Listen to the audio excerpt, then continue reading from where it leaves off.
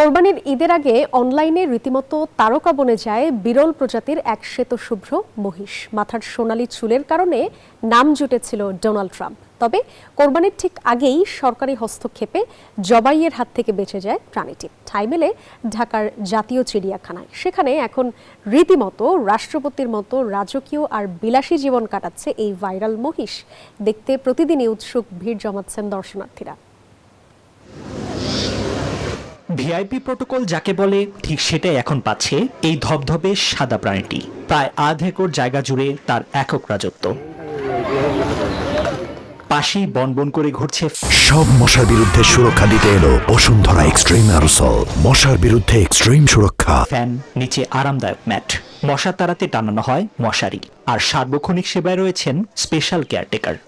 আসলাম Donald ট্রাম্পকে দেখতে, পরে আইসা দেখি তারে ফ্যান ফাঁকা, তারপরে মানুষ একজন 24 ঘন্টায় গোসল করায়।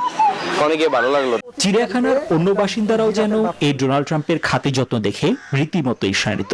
আদর পাচ্ছেন খোদ মার্কিন প্রেসিডেন্টের মতোই। ডোনাল্ড ট্রাম্পের কেয়ারটা একটু বেশি নেওয়া হচ্ছে আর কি, খুব স্পেশাল যত্নে আছে। খবর যদি আমি প্রেসিডেন্ট পর্যন্ত পৌঁছায়, উনিও খুশি হবেন। নামের গুণেই যে কপাল ফেরে তার জ্বলন্ত প্রমাণ এই মহিষটি। কোরবানি থেকে বেঁচে এখন সে চিড়িয়াখানার আসল সেলিব্রিটি। নিবিড় আমিন, নিউজ 24।